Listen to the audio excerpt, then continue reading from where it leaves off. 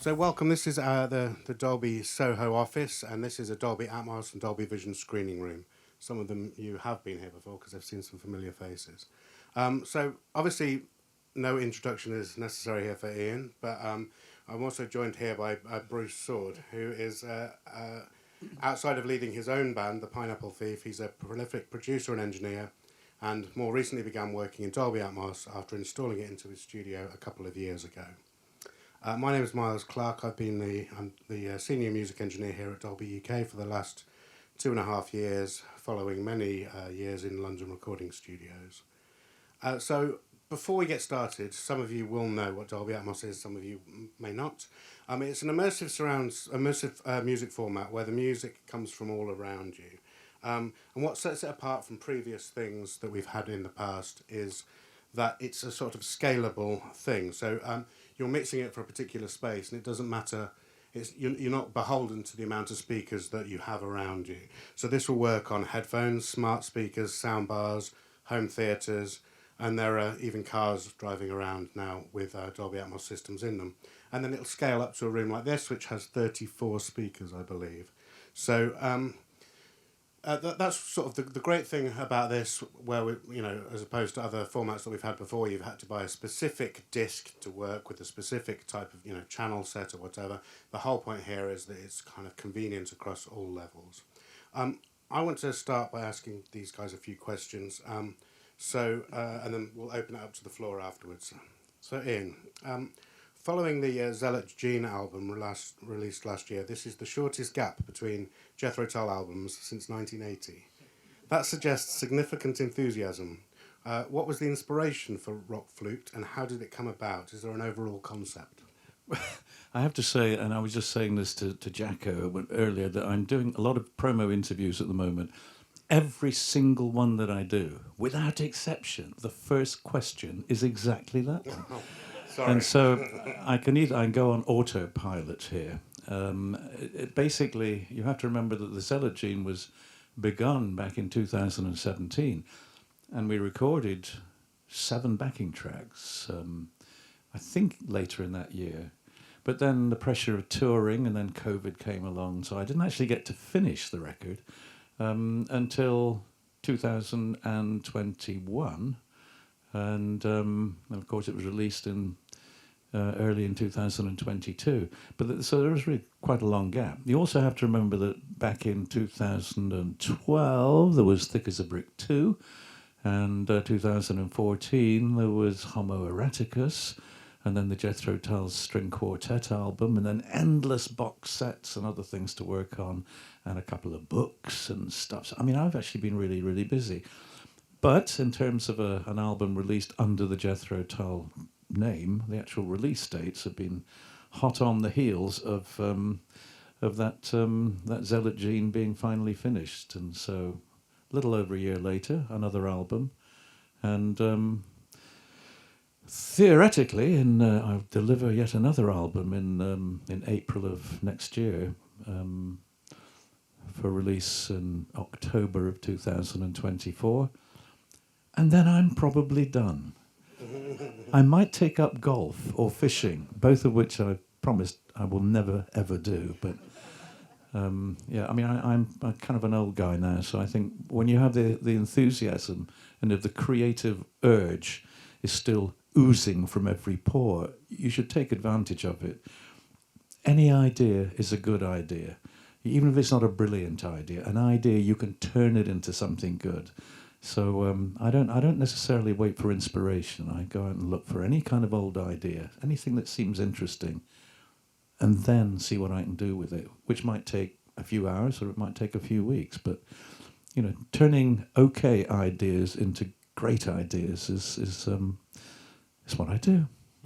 If I'm lucky, if it's not a great idea, then you would never get to hear it. It would be buried along with the outtakes from many previous albums. You've probably answered my next question then, was do you still get excited by the recording process?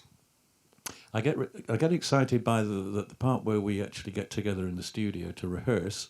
That's probably the best bit, because the guys all have all their music parts. They've had their demos from me, perhaps 3 or 4 months before, and all the lyrics and descriptions of what the songs are about. I try and give them everything I can to work with, and then we get together.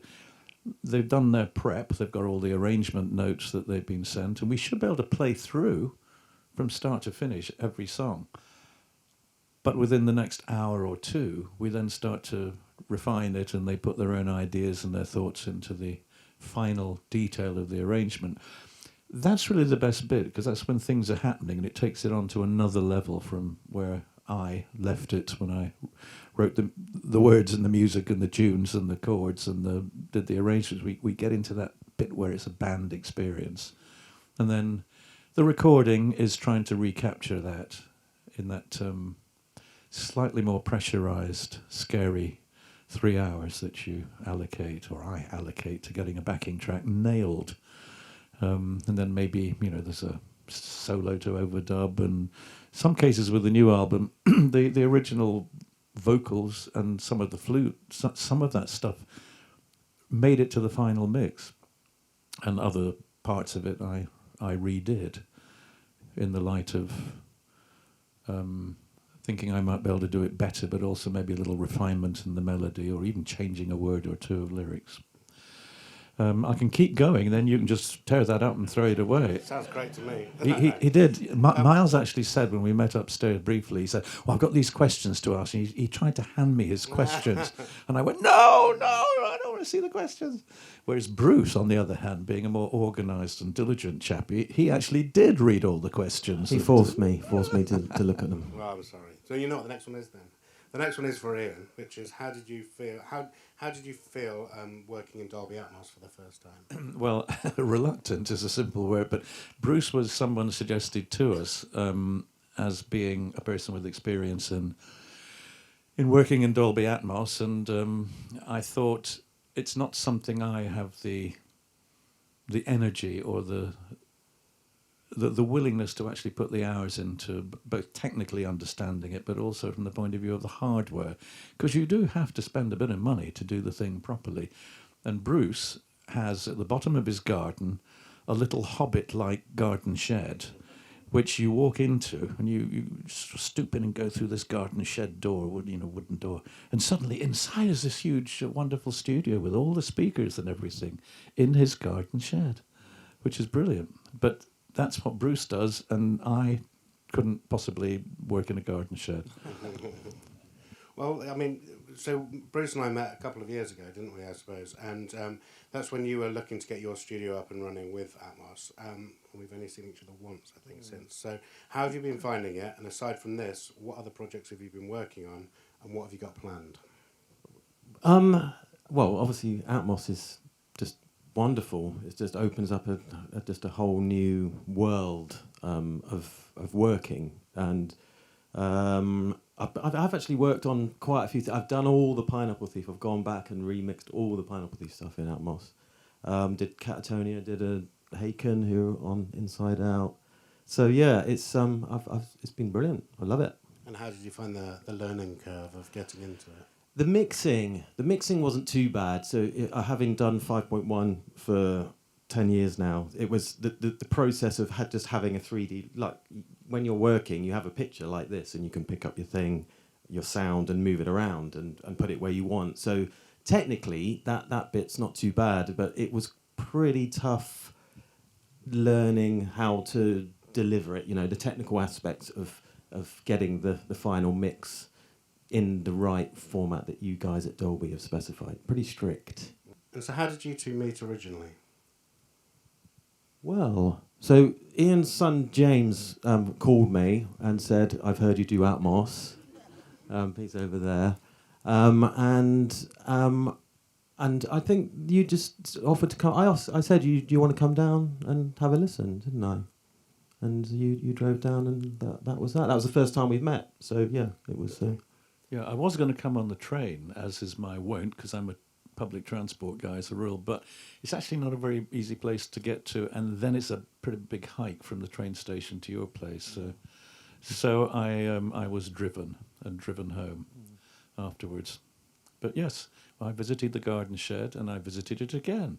Yeah. Actually, maybe twice more. I Twice, can't- yeah. Mm. And for you then, Bruce, so how was working on RökFlöte? It was, well, it was, what was really nice was that Ian came down and was really relaxed about how I worked. You kind of just left me to get on with it and said, you know, do what you want to do. You know, you don't have to be wedded to the way I've mixed it. In fact, you're encouraging me to do other things. And I think, like Ian said, that the way that the album is recorded is more of a traditional. The band is playing, and you can tell the groove is there. They're all really locked in. So, like a lot of modern stuff where it's really, really layered. I mean, there are overdubs, but it's more of a rock. Actually, band. not that many. I think it was both. Prior to 2019, Florian Opali, our German guitar player, he would play everything on the master take, including the guitar solos. He didn't overdub them.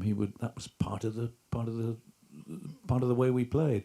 And I think it's a good way, if you can, make a recording session a little bit like a live performance, in the sense everybody's playing, hopefully, what they're going to be playing if you do that song live on stage. So I'm a great fan of at least giving it a go to play the guitar solos during the show. And Joe did quite a bit of that stuff. It was integrated into the arrangement, a lot of the things that were additional. But there were a few little bits that were deliberately, we didn't include them on the backing track.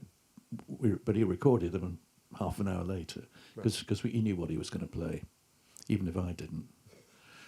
But yes, it's quite true. I did say to Bruce, don't feel constrained by my stereo mixes. And not only that, but when you're doing the 5.1 and then the Dolby Atmos, maybe you might as well at the same time do a stereo reduction of that, so that we end up with an alternative stereo mix, which will be not a million miles away from the original mix, but it's another layer, another person's way of taking those ideas. And in some cases, I think I did say to you after we listened to it, be a bit bolder, give it a bit of, and you added a few things which I thought, I wish I'd done that. Well, I suppose that was my next question, is really, are there any specific things that we should be listening out for when we're hearing it today? I think, well, you'll hear at the very beginning that there's a layered sort of flute affected thing, which is quite often when I'm thinking about how to mix in immersively, not to make it too distracting to things flying around. But at the beginning, it's quite nice to have it all flying around. But I think that one of the key things, like I said, it's a band, so there's not a huge amount of layers to start sort of flying around everywhere. But it still works. There's still plenty to do. But there's quite a lot of flute as well. There's in terms of some of the songs have got sort of 3 or 4 different flute parts and playing at the same time. Yeah, it's a right bugger. Yeah. Perfectly nice band, apart from that damned flute. It just gets everywhere. It's when you think about it, it's a penetrating, horrible, really disorientating noise to be a flute player in a rock band. I don't know how audiences can stand it, because it must really just go through you like a dentist drill. But you're still looking in reasonably good health, aren't you? Yeah.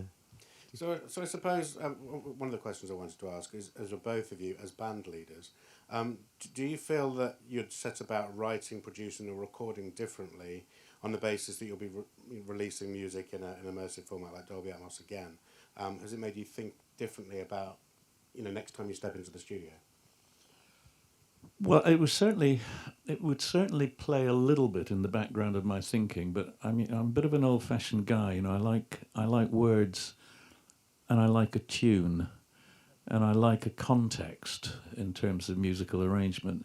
For me, everything really is about melody, and in the case of sung material, then the song and the lyrics. But that's not to say that you can live in that isolated world and just think, oh, that's enough. Just as when you go on stage these days, it's not really considered enough just to amble on in your street clothes and stare at your shoes and play. People expect a bit more of a performance, a bit more of a show, and in these days with better quality sound systems and lighting systems and video behind you and all the rest of it, you can be quite involved in that creative side of bringing your music to life and giving it more context. And I think that's really what, for me, surround sound is. It's giving another kind of context for the music. So without being outrageous in terms of, as Bruce said, having things swirling around behind you in a distracting way, it can be done in a way that draws that fine line between enhancing the listening experience without it just becoming like a soundtrack on an action blockbuster movie. You know, it would be wrong to do that, at least in our kind of music, I think. So that's what Bruce knows, and I think Jacko's done for me. Jacko Jack6 sitting down here has done some 5.1 surround for us in the past, but as yet has not grappled with Dolby Atmos, because he's a mono guy at heart. And there's no wrong with being mono. We'll chat later. And what about you, Bruce, in terms of Pineapple Thief stuff? I mean, you've been in 5.1 for quite a long time anyway, haven't you? So, I mean, do you think about, are you thinking more and more about writing for this? When tracks come together? I do. So especially when you do something in stereo and there's always a voice in the back of you going, oh yeah, I really can't wait until I can do that, flying around at the back or something like that. So. And are you capturing stuff in the studio specifically for that reason that you might pull out for? I think in terms of instrumentation, it's a bit of a player, because like Ian says, you got to play it live. So you don't want it. So there is a trade-off. Okay, cool. And I suppose my last question is, Ian, if there was one Jethro Tull album you'd like to revisit and perhaps present in Dolby Atmos, which would it be? Well, if I could find a drummer prepared to learn 14 songs and try to recreate in terms of real live spontaneous drumming, the parts to replace the drum machine on an album called Under Wraps back in 1984, it would be to do that, because it's got some really good. I mean, the rest of it, apart from the drum machine, everything else was live. The guitar parts and keyboards that were all played live by Peter Vitesi and Martin Barr's guitar parts. We played that all live in the studio, but we had a live drum machine, as live as it could be. And I think that's where it suffered, really, at the time, from sounding too machine-like. And it would be great if somebody could do that. I'm afraid I'm not the man for it. I can't really go back and revisit that material as a producer, and let alone mixing it. But it would definitely be the kind of album, because of the nature of the music, I think, that would be super in a surround format, but only if we could replace the drums. Which is probably not going to happen in my lifetime. I keep mentioning it to Warner Music because they have the recorded copyright in that album, and so far they've not taken the bait, because it would cost quite a lot of money and time to replace all of that machine drumming with a really good drummer who would stay faithful to the arrangements. Right. I think so. It's about time we opened it up to the audience. So does Anastasia's got a microphone here. So if we could pass the microphone around, it might help us a little bit. Did I give you that? I mean, carrying on from that point, I've just heard from somebody that I think we're finally getting Bruce Soord in September, which is great news. And that was going to be the last Stephen Wilson one. Are we basically saying if Under Wraps happens, and that should logically happen next, then Bruce would be your man on that one?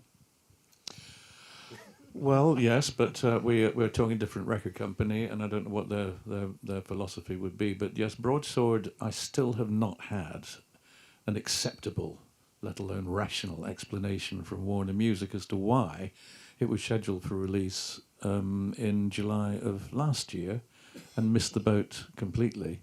And now they're talking about July of this year. I mean, the album was all remixed and remastered. Everything was done. Stephen Wilson did the remixing and the surround sound and all the glossy. It's actually the biggest Jethro Tull box set in terms of material. A lot of material that never was heard, alternative recordings and so on from studio outtakes that are actually surprisingly quite good. So it's a great compilation, and I just don't know why. I think somebody screwed up.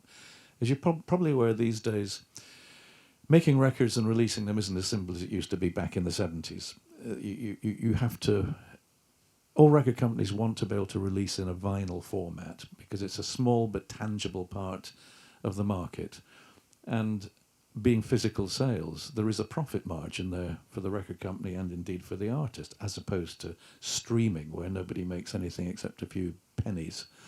I know because I see the streaming income we get, and it wouldn't cover the Waitrose bill, which is why we go to Aldi and Lidl these days.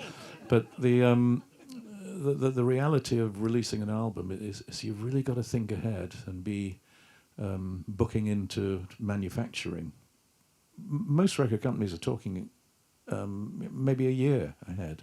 So if you deliver an album to a record company, it's probably not going to be released for definitely 9 months, even if they know it's coming and they're prepared for it, because you have to book everything in for pressing and manufacture, and it's a big job.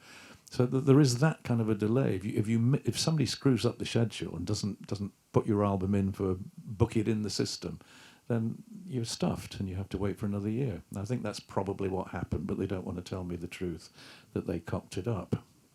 So apologies to anybody who's been waiting for it for all that time, but it is, I'm told, coming out, I believe, in July. And what comes after that? Well, yes, I know Stephen Wilson just finished doing the Madison Square Gardens live recording bundled together with the Bursting Out album, a live album from 1978 or something. So he's just finished doing all of that. So I guess that's on the cards for 2024. Is that Atmos? Well, I don't know. Stephen Wilson do Atmos? Oh, he does. I see. Okay. He's got a new studio. He moved to London after many years of living out in wherever it was. Yeah, he got a really lovely studio and he put it all on Instagram, you see. And then I saw it and I thought, right, I need to get my Atmos studio put in. So yeah, that was the reason. Yeah, because he was a bit like me. Stephen Wilson was working. I work in the office most of the time. He works in the dining room of where he lived for many years, and just literally with an Apple Mac computer in front of him and a couple of guitars and things lying around, but everything was literally just recording straight onto his computer. I mean, with the band stuff, they would perhaps rehearse and do things elsewhere, but the real blood and guts of his own work was done in his dining room, and I thought that was rather charming. To not be in that kind of studio atmosphere where it's especially when other people come in, it's a room for hire. It has the ghosts of maybe some famous people in the case of Abbey Road, but also it still smells of them sometimes. I speak as a professional studio owner. We built the Maison Rouge studios in London, and it became very successful as a commercial studio to the point where I had to do the graveyard shifts. The only time I could get into the place was to start at midnight, and that didn't sit well with the band or with me. But I know what it's like. You're going to a place and it isn't yours anymore, even though you built it. Everything it belongs to you, but it's not really your studio. It's something that smells of the band who were in there before, and sometimes they don't smell that great. Just do a quick Bruce one before I hand over. Yeah. Are you going to get Dissolution Atmos released somehow and stuff? Oh, that's a good question. I could easily do it. I'll speak to my record label. Yeah. This is for Ian. Obviously, we haven't heard the new album yet, but you just mentioned a 2024 release, and I just wondered what you might be able to say about that. And the other thing is there's a supposition that Broadsword would be the last of these book sets, and I just wondered whether there is any intention of looking at the albums between the new one and Broadsword. That's a commercial decision that Warner Music will take. I mean, they've been, like I'm sure most record companies, they look now at the asset value of these priceless recordings and heritage recordings from decades gone by. They see it now for what it really is. It's an asset that they deserve to share with other people. And 15 years ago, record companies weren't interested in doing anything with catalogue. It didn't really excite them, and it was only really with the advent of overwhelming digital releases that, and with correspondingly very little income, that record companies realised they had to do something with catalogue because it was potentially profitable, because mostly it's physical sales of box sets and vinyl and all that stuff. So it does seem, I think both for the public and indeed for the artist, it's been a good thing that you might see it as plundering old catalogue that's, that you're just trying to scrape something from the bottom drawer. But I really think it's been a great thing, from whether it was, I remember speaking to George Martin before he died about the Beatles remixes, which, he didn't have a busting amount to do with himself. His son did it because George was, at that point, really couldn't hear. It was something I think was a great thing that they did that, and it wasn't to replace Sgt. Pepper. It was to enhance Sgt. Pepper in terms of a modern approach to listening to music. So I'm very much in favour of catalogue being taken seriously. And the record companies, if they own the copyright, or the artist, if the artist owns the copyright, it's got to start with them. They've got to be the ones who drive this thing off. And there's only one shot at it, because probably that the life of recorded copyright, which used to be 50 years, is only now 75 years. I don't think it will go beyond that. I think that there is only a relatively small window for music catalogue that goes back 50 or 60 years to be still in copyright, justifying the cost of doing these things. Because once copyright has run out, no one's going to be spending any money to do something when it's just in the public domain. So I'm personally a believer in the value of copyright, because it creates a sense of, let's do something with this, rather than just letting it moulded in a drawer somewhere, or then find its way into the public domain when anybody can copy it and pay nothing. I think there's got to be we're in a capitalist society, we can't escape that. So catalogue plays a really important part in the cultural heritage of Britain's music industry. So you personally would like to see the book sets continue? I would, as long as it's something that they can reasonably do. There are certainly certainly some albums that I think would definitely benefit from it. But once we got into the digital age, which for me was probably Crest of a Knave onwards, that I didn't have a lot of outtakes.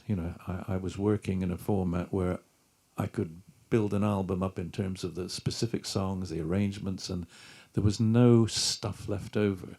So a box set, when it's just a replication of the original album, maybe with the benefit of surround sound or fully immersive sound, it might not be quite the sort of experience that you would get, say, from Broadsword or some of the past albums, where there's been an enhancement in terms of the number of tracks, alternative takes, remixes, and all the rest of it.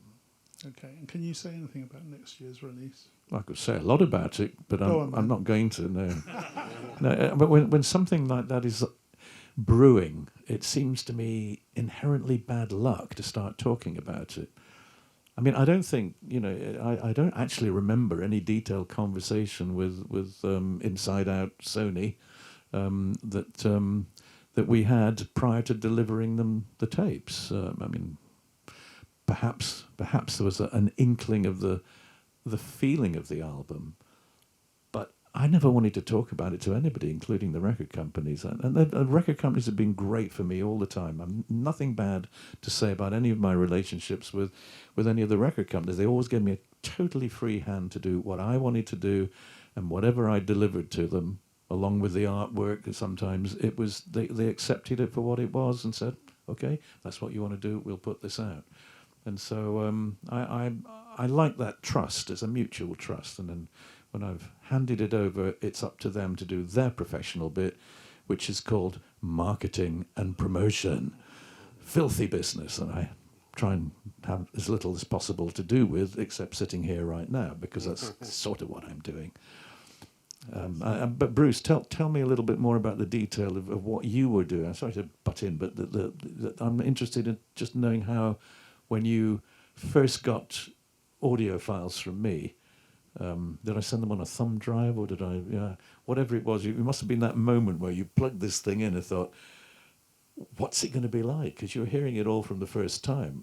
I think the good thing is that you sent me you had sort of a lot of liner notes about it by that point as well, so I could read about how the concept started and reading the lyrics as well. So the concept. So when I first listened to it, I already knew the concept of the record, and then when I got the mixes up, it was so clear that this was a band, playing live in the studio, which is, I wouldn't say it's unique, but in this modern era, there's so many bands that just don't do it like that anymore. So that really came across. And does it help you to actually have the lyrics to read? Does that in any way inform the way that you then try to take the music to its completely conclude? Yeah. Because I think the other thing is that when you're doing this and you're getting the sessions together first, getting a rough stereo mix going, before you know it, I've listened to it sort of 20, 30 times through, so you really get to know the song, almost getting in a way getting inside your head, where you were coming from when you were the way. And I think I remember asking you a few things about some of the lyrics and where I was, just wanted to know a bit more, but it made a big difference. I know it makes a difference to me when if somebody asks me to play on their record. I really do like to have the lyrics, because even if I'm just adding some bits of flute, it's knowing what the song is about, knowing what the songwriter or the artist has got in its head, is sort of important to me, and I find it difficult to do when I don't have the lyrics. Louise, actually, I played on a lady's song from her next album just a couple of weeks ago, and I didn't have a copy of the lyrics, and I didn't have time, because I only had that narrow window of 3 hours to work on it, but it really would help to know that, because I really personally feel the lyrics are important to me as a musician. And I've asked the guy, I always send the lyrics out to the guys in the band, so they've got everything.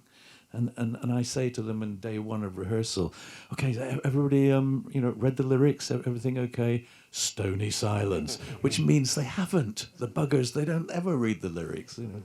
I don't know why. Do you have that problem? Do guys that you work with, do they read your words? No, they definitely don't. No. Another one? Yeah. So this one's for Bruce, but I think it carries on nicely from Ian's question and maybe can be tied back to the discussion about going into the catalogue before. So it's, I suppose it's a bit of a two-part question. The first is, when you're doing these mixes in this production, right, I think it seems to me like the key thing you've got to do is, okay, so we've got this music that the artist has created, and they want to express something and create some kind of effect in the listener. And part of your job is to almost, I suppose, kind of, pun intended, I suppose, channel that in a crystallized, specific way. So the first part of the question is, how do you go about doing that, especially with this, and maybe specifically with Ian's music? And secondly, what kind of effects, from the point of view of the listening experience, does this immersive experience of Dolby Atmos allow you to play with that you can't do with, say, stereo? Good question. So I think, when I'm just trying to get my head back to when I first got Ian's session up, and you start to think, how am I gonna, what can I do with it? So because you're so used to listening to the stereo, and then you gradually start to think, when you listen to the first track, for instance, it's quite an atmospheric track with some quite unique narration, and straight away it was like, well, I knew what I wanted to do with the Dolby Atmos environment, because it was you'll hear it. It's just, you could add to the drama, basically. You could take the drama of the stereo and just make it even more dramatic by putting it all around you. And in terms of the sort of the effects that you're trying to achieve, there's certainly no rules. I learned that with 5.1 very early, that there is no right or wrong way to do it. There are quite a few record labels now that are saying, oh, be careful, don't do this, don't do that, there's a centre speaker, don't put solo vocal in there, because vocalists don't like it. They don't like hearing their voice isolated in the centre speaker. I said, sod that. No, a centre speaker's great, because in traditional stereo, you get what's called a phantom centre. So there is no centre speaker in a stereo mix, but you will hear, for instance, Ian's voice and flute in the middle. But if you've got a centre speaker, it's actually going to be in the centre no matter where you stand. So if you stand over there, the perception will be that it's here, as opposed to stereo, where it's just the centre wherever you stand, if that makes sense. So again, that was a really nice thing to do with Ian's record, was to put there's lots of flutes. So there's one, but the flute does occur in the centre, and then it's spread out around, and the vocal as well is in the centre. I visited when was it, maybe 2 years ago now. I went to visit a studio in Munich. Florian Apali was kind enough to take me to a studio in Munich that specialises only in doing Dolby Atmos and doing everything from von Karajan and the Berlin Philharmonic and Beethoven stuff through to, cutting edge, whatever modern music it might be. And one of the first thing this engineer played for me was really remarkable, in the sense that the vocal, as you said, appeared that the vocalist was literally about a metre in front of me. And the voice was really present. It wasn't something that was spread out around. It was here. And then most of the band were around here, and then there was a certain amount of ambience around behind me, maybe the odd little detail of something. But it was the feeling that the vocalist was just literally sitting where you are, or even a little closer. It was and it happened to be a very good vocalist and a nice piece of music. It wouldn't necessarily... I don't think I'd want to hear Bruce Dickinson screaming at me from 1 metre away. That would be a little bit over the top. But, in the right kind of music, in the right way, it was the first thing that really hit me about it, was the idea that you could have that intimacy with the person who was singing that particular song in that particular voice. It really worked. I think that's an important thing, because people think about all these speakers and about adding space to things and making things further away, or and actually that's a very good point. Is that in these scenarios it gives you the ability to have the detail close as much as far as yeah. And the question was that in the context of immersive sound, would that influence the way I might write the next stuff? And that's maybe an example of it, that I think in a certain context I would be aware now of thinking, you know what, if I'm feeling particularly tuneful and in good voice today, then I'm gonna be this far away from you, the listener, in immersive sound. But of course, if you're streaming it on an airplane or on the tube, you're not going to get that experience. Just to summarise that quickly, it allows you to add a little bit of extra subtle emphasis exactly where you want it. Subtle emphasis, and for me, it's the separation as well. So things, and you got to sort of take your mindset out of the stereo paradigm. So it's all right to have, for instance, the keyboards behind you, just because you can, and some people say, oh, that's not natural. But I think for me, that's not what it's about. It's about the fact that you can spread the stereo into that, with Atmos especially, you were asking about what's the best thing about Atmos. Well, you can obviously go up as well. And it's true, it's a true room that you are mixing in. It's not like 5.1 where you're you're thinking about those 5 speakers. You don't think about it like that. You literally just think, right, I'm going to put it wherever I want, including up there. So yeah. it And makes does sense. all of this, and I'm going to refer to Miles here as well, does all of this depend on where you're sitting in a room? Can you get a good sense of a real immersive experience if you happen to be over there in the far corner, for example, as opposed to sitting in the middle of the room there? Yeah. I mean, I've been only occasionally to a cinema because I'm not a movie. Well, I watch things, but I don't go to cinemas.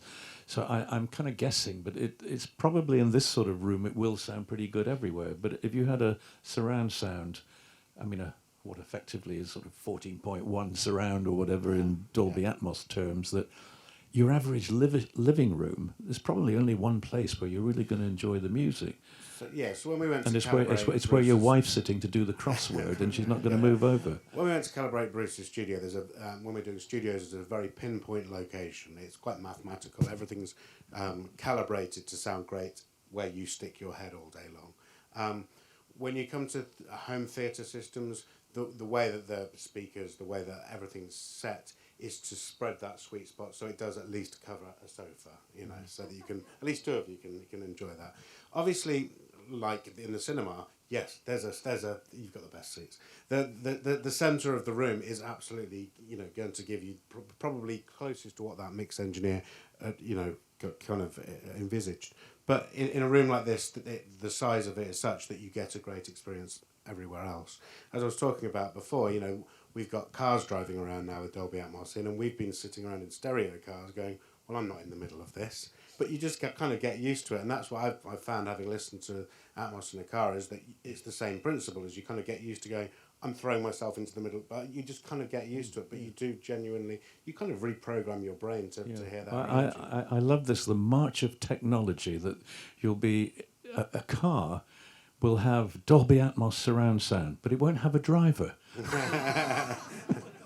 You can watch the movies as well then. Just one more question. Oh, sorry. How does it work in the headphone generation? Right. Well, it's a big question, but ultimately, when Bruce is working, he sees a room on his screen, and that room directly links to the speakers in his room in the real world. So if Bruce moves something from left to right or up and down, you can see a green dot on the screen, and you can actually see that equates between those speakers. When it comes to headphone listening, this can then get rendered down into a binaural space. Now I can go on for another 45 minutes about this, but ultimately, what is that space? What should that space be? Should it be this room? Should it be Bruce's shed? Should it be the Albert Hall? What is it? So we have these things called binaural metadata settings. So rather than it being rendered down to sound like you're in one particular space, we have the ability to build out something of a separate mix for headphones. We've never had to do this in stereo before, because the two speakers that you've been ramming the music into those two speakers, and at the end of the day, typically you've gone, well, better just check it on headphones. Okay, yeah, vocal up half a dB or down a dB, but you've had no option to do anything else. And actually, I'm going to go on off on one, but what we've been doing is taking those two speakers and firing them directly into our ears. That's what we've been doing for 50 years, and it's quite odd, but it's what we're all used to. The whole point of a binaural experience is you're being placed into a space.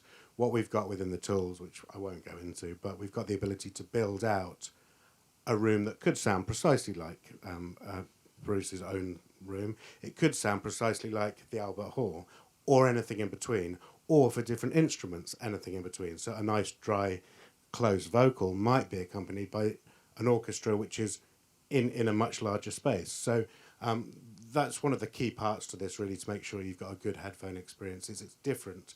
When I was saying about the learning curve, it's quite different, because that's another stage that you have to think about at the end to make sure that headphone experience is good. I did try when I, prior to getting really involved in going ahead with a Dolby Atmos mix, I listened to, as it was suggested to me I should do, to listen to some previous Dolby Atmos mixes, and I listened to a few things that were available to download as Dolby Atmos mixes onto my phone, and I listened on Apple AirPod Pro thingies, and I kind of A-B'd the experience of the stereo mix versus the Dolby Atmos mix, and indeed there were differences, and there definitely was a feeling of a more spatial surround in terms, even on little, well, quite expensive earbuds, but it's obviously not the same experience as you get in an impeccably designed studio or theatre environment, but it's definitely a halfway towards that, and I think it will get better as headphones are developed that will maximise the chances of giving you that surround, even though you just have something over your ears. And I think the people mixing it are starting to really pay attention to that headphone part of it, because it isn't just it'll be all right on headphones. You do have to make these choices. Oh, there's millions of questions. One more. So you got the mic. Sorry. Hello, I'd like to ask Ian about the new album, RökFlöte. I believe the rock refers to Ragnarok, not rock. So what compelled you to explore your inner Viking? Boredom, a sense of perhaps tackling something that was a bit of a hackneyed topic. You know, I've written and studied since I was a teenager comparative religions. I've always been interested in religions of different cultures, different periods of history. I'd never really done anything that was touching upon the polytheistic beliefs. It was something that just I felt, you know, it was a bit too not something I felt easy about doing. But I thought maybe I should try and do this. So I started looking at different traditions of different religions in Greek times, Roman times, Hindus, etc., and settled on the Norse thing only because it was a bit more of a challenge in as much as a lot of heavy metal bands and fantasy merchants have sort of identified with this Viking spirit of, and it's sometimes in a not very nice way.